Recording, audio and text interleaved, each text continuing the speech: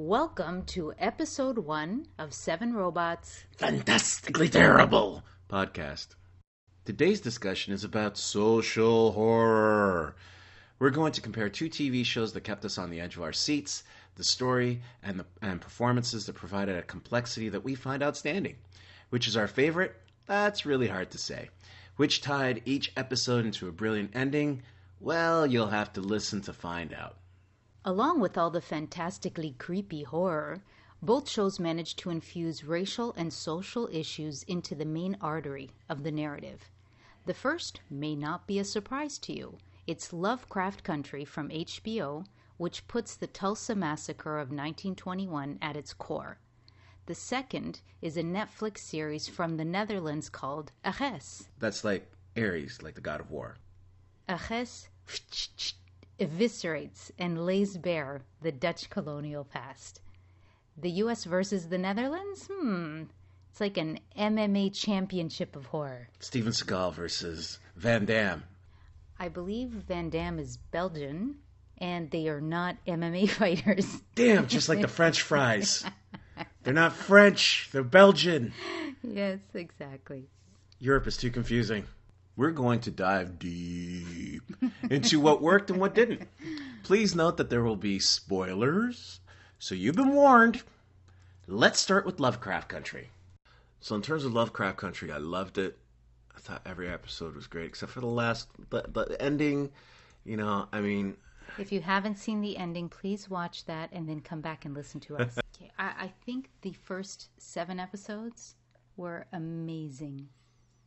Amazing. Well written, good, a lot of deeper issues that they were dealing with, a lot of character turmoil. It was really fantastic. The 8th episode left me a little bit wanting, and then the last episode, I thought was a bit rushed. Yeah, it was... What are some good things? What are all the good things? Because there's so many good things. As an African American, I think when it's a creator, I should add, it tells me that we have to think bigger. And I very much love that. Especially the I Am episode. That one pretty much said, let's just start imagining ourselves in different scenarios. And that was the episode with Hippolyta? Hippolyta. Love that episode. Amazing. And it warms my heart because that's where I want to go with my work. I loved how they tied in a lot of the history into it. I loved... the episode in Korea. Mm-hmm. Yeah, like I loved watching all of them. The character with Diana or Dee with Jigabobo. Jigabobo, yeah. Oh my gosh, she's fantastic in that. And I love that they dealt with... I think as a parent, that frustrated me. Yes, that's the thing. I really hated the ending of Jigabobo just because I'm a parent. And I hated seeing her... being ignored? Not just being ignored, that's true, but, she's trying to fight these off. She's doing an amazing job, and then you have an adult come in and hold her while she's getting tortured. Yeah. I hated that ending, and so that's why I think the next episode, I was disappointed because I wanted them to go back to Dee. Immediately. And I wanted to know her storyline. I was like, what happened to this poor kid? And I didn't. I had to wait to the last episode. Yeah. So I feel like they really built up Dee, and there were so many subtleties in that episode about growing up, about being an African-American girl, right. Not just a woman, but a girl in that society. So many things that they brought up. And then rewind, 1921, which was the next episode. You had her mother return. I don't know. They still left her. Even in the last episode, everybody was... They ditched her. They completely ditched her. She's alone in the car. You have monsters. And at the very end, again, spoilers, I don't understand that transition where they took Dee and made her into, like... The Terminator. The Terminator. With this claw hand that just kills this woman. And it's... just because in the story they could have developed that better. Yes. It shouldn't really have been her to have done that. Yeah. There wasn't enough of a connection between her and what was her name again? Christina Braithwaite. Yeah. And I was really disappointed with what they did with Ruby. Yes, Ruby. I wanted her to be she was such a strong character, and I really wanted her to like double cross Christina. You know, there's many different things. For example, with the Jigabobo, I had read the reason, you know, Atticus's father isn't able to help her, and he just holds her, was symbolic of how African American men, no matter what they go through, they can't really help black women. Yeah. And that was very symbolic. It was, and there's so much there. And even though he was trying to help her, he really wasn't, and he didn't get what was going on. On the Christina Braithwaite, she was the weakest character in the entire series. And I'll be honest with you, go on. Again, you got to develop your villain. Yes, she was she had issues of psychosis, psychotic, and whatnot. But everything went for her perfectly well. I felt that the magic was too perfect. If you've watched anything from Doctor Strange to Full Metal Alchemist, you know that there's a price to pay for it. I thought that was interesting. It could go sideways, especially Lovecraft. Mm-hmm. It should have gone, things, particularly at the end, should have gone sideways. Personally, and this is just me, and I know that I've joked about this on Facebook, so if you know me on Facebook, you know that I've joked about this. But I felt that it would have been funny that she would have had to, she would have gotten her immortality, but she would have been turned black, and perhaps as Ruby, because she killed Ruby, who was her lover, and she had to spend the rest of eternity without any powers. Okay, so let me just recap what you just said. It would have been a fantastic ending if she had to remain as Ruby. Yes. And be a black woman in a segregated U.S. with no magical powers at all. Exactly. I think that would have been awesome. Because it would have been kind of like you got what you wanted, but you didn't get what you wanted. Yeah. You didn't get it all. You stole her identity. Yeah. Now you got to live with that identity. Yeah, like death isn't always. No. It's sometimes an easy out. The ancient Greeks knew this. Oh, they were great at Prometheus. tragedy. I'm going to stick you on a rock. And guess what's going to happen? I'm not going to kill you. They did. You're going to have these birds. They needed to prolong her suffering. Yes, forever. Now let's dive into Ares so we can compare the two and see who did what better. Mm-hmm. The gauntlet is thrown. The gloves are off. What's another metaphor? I don't know. All right. In the very first episode, we have the main character, which is Rosa, is recruited into a very elite fraternity, I guess. Yeah, fraternity. Where it's usually reserved to the elite families. The main character, Carmen, who's the recruiter. Yeah, I guess the two main characters are Rosa and Carmen. And Carmen poses the question, did you never wonder how it was possible that a small country like the Netherlands became so rich and powerful? And it's a very powerful question. How did the U.S. become powerful? Yeah. How did France become powerful? How did China become powerful? These are questions that most people want to ignore. Yeah. And if you look at the standard answer for the Netherlands, they talk about, it was the spice trade. Mm-hmm. What was that series that was very popular? The Power of Money? No. Oh, the Ascent of Money. The Ascent of Money. That's exactly what he says. You follow each episode with Rosa going through these really terrible hazing rituals that they put all of the novices through in order for them to join the fraternity. And we have to point out that Rosa, and I don't like using the term mixed race for various reasons, but she's a mixed heritage. I like that better. She's both African and Dutch. Right. Like her parents seem both Dutch, but her dad's black and her mom's white. Right. And what's interesting is that question, when it's posed, I kind of immediately thought, well, I know, but I doubt that a European show would go right there. away we're thinking, how far are they going to go with this question? Yeah. And not only did they go, they're going. Full sledgehammer at the end. Oh, it was fantastic. Yeah. They did a very good job of hitting on social economics in terms of how the rich treat others. They touched on privilege and how privilege doesn't lead to, if you kind of already in that privilege, you might not have the same drive as someone who does. It clearly pointed out that Rosa they pretend there's this veneer of, if you work hard, you all have the same opportunity. And they completely did away with that as well. Oh, right at the beginning. Right at the beginning. Right at the beginning. It didn't matter how smart or how hard Rosa worked. Right. She would never make it into the internships, into the programs, into all the things that will give you that top job.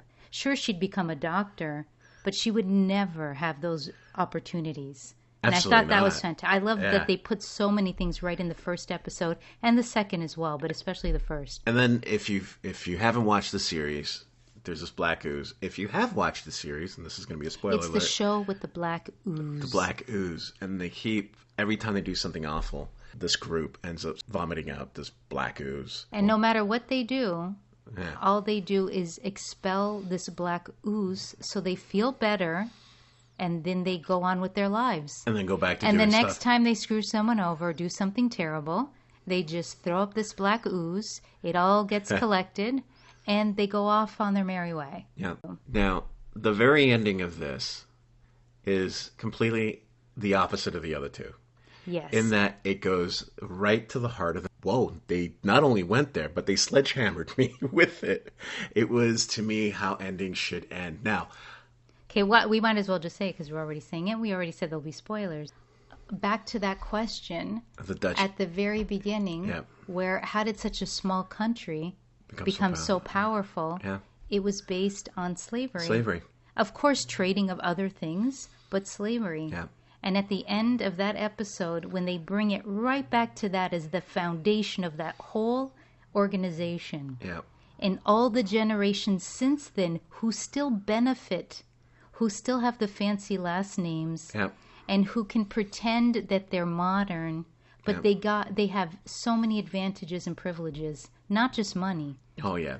Because their name is tied to this past. I loved that. And see, I think that a Carmen was so much more complex and so much more interesting than a Christina Braithwaite. Christina Braithwaite was just too perfect. Because she was the daughter of the head of the order. Exactly. It was like the ancestors channeling a Carrie and just getting revenge on all these people at once. It was just amazing. And it sort of just like tied it all up nice and neat, and it was I like the way you mentioned Carrie, classic Stephen King horror. It was like the ancestors just sort of went through her. Yeah, it really followed through on all of the plot points they were developing. Yeah. Which I didn't think they did as well in Lovecraft Country. As much as I loved individual episodes, just I didn't like the end. Yeah, it didn't tie in. And the magic was there, but it didn't tie in at the end enough for it to be powerful. I mean, you had the racial tensions, but the racial tensions and magic live separately as opposed to together. Yeah, it would have been great if the magic was kind of a metaphor for their privilege. It could have been a metaphor. The magic could have been stolen from Africa. Yeah, all of that stuff. I thought they were going with that because of the book and the family and how Atticus's family. I thought they were going to do that more, that it was yet another thing that was stolen. But I think that the Christina Braithwaite was sort of like a cardboard cutout of an elite person. And unlike with Dee, this just occurred to me. Again, my issue with poor Dee. Poor Dee. Because they raised so many good issues with her episode that they didn't follow through at all. Because now they made her a monster instead of her being a young woman, a young teen, adolescent in a segregated U.S. Like, they really could have explored that a little more in the future. Yeah. In Aches, you have different generations. Yeah. So you have the elite who are the alumni, let's say, of the order. And then you have the young people, the novices or the ones that have only been there for 1 or 2 years. Yeah. And you have some of the young people who are absolute monsters. Yeah. You have others that do it because their families tell them to do it, but they don't want to do it, which is very true as well. And then you have a few characters like Carmen and Jacob, or Jacob. Yep. And because those two were more human, more compassionate, right, they were more affected. Yeah, they weren't their standard stormtrooper cardboard cutout character. And in the end, they were also tied to the comeuppance that everybody got because they actually had a heart. I don't know what to say. And let's juxtapose 2D with Atticus' father holding her and Aches. Oh, at good the end point. with the I know father. what you're going to say. Yes. And with Dee's case, he couldn't help her. No. In Ares's case, her father, who's black, comes in at the end after she's literally just... Okay, we'll say most of it. We'll save some of it for the end. When he hugs her, he's just not hugging her, moment. But he's hugging the ancestors. Yes, that's true. He's calming. He's sort of saying, I will comfort you. Exactly. And it's a different approach. And I'll say, if you go back just a little bit in the episode, where does Carmen, the white daughter of the president of the order, she's outside with Rosa's dad because he's the real person. Yeah, he's the calm, you guys are all crazy. They are all crazy. And I thought that, I didn't think about it when I first watched it, but I thought about it later. He's like the dad that is tying the past and the present and just being a normal dad. I mean, he did exactly what I would have done as a mom. He kind of knows it's all going on, but he's like, just come back home. And I love Hippolyta's character in Lovecraft Country. Oh, she was great. And I really, when she went off on her episode, Oh, that was awesome. When she came back in the next episode after poor Dee went through everything with the demon girls, the curse. Yeah. She was not really existent as a parent in the last two episodes. Yeah, she went from being like this awesome parent to then stop being a parent. And, she lost her husband. Dee lost her dad. Yeah. She lost her best friend. Yeah. And I don't know, I sound like such a mom, but I really wanted her mom to really step up because she apologized, right? She apologized for being gone. And then you were gone again. And everybody was gone.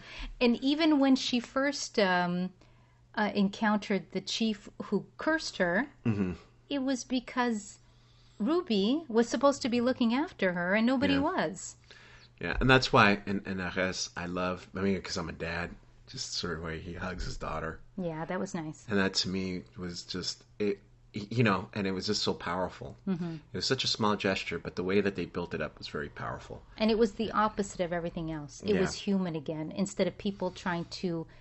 If you want to be successful, and you hear this all the time, what does successful mean? Being cold, being calculated. Yeah. Success, really, if you analyze it, it's being selfish. Ultimately. And yourself number one. And I think, a little bit more of that. We need more humanity. Yeah. I thought Ares at the end brought back that humanity. Which was interesting, because, it became opposite of Carrie. In that sense. Well, we'll see what happens in the second season. That's what bothered me a little bit about the end of Lovecraft Country. It didn't bring it back to humanity. And with Dee, it even separated it more. Yeah. Yeah. You're making me think now. And I mean, I loved all these series. Oh, I loved all. That's why we only talk about the ones we love. Otherwise, we would just make fun of them endlessly. Yeah, we do. Now it's time for Fantastically Terrible Character or Creature. Today we pay homage to the Get Hold of Yourself woman in the classic 1980 comedy Airplane. Mrs. Hammond was played by Lee Bryant. We congratulate her for taking a typical hysterical person getting slapped character and taking it to a whole new level. Mrs. Bryant continues to act while running her interior design business in New York City. Links to everything, including a clip from the movie, will be provided on our website. That's it for today. 7Robots, Fantastically Terrible podcast is by Miguel Guerra and Susie Diaz. Our theme song is by, Susie Diaz. For more information on the episode, including links to everything we've referenced, please visit our website at www.7robots.com/podcast. To help support us, please subscribe to our podcast. You can also read our free comics on Webtoons, listed under 7Robots. We have a horror anthology called Ghost Metal, and a children's slapstick comedy called Wolf Boy and the Magical Warriors. We'll see you next time, and thank you for listening.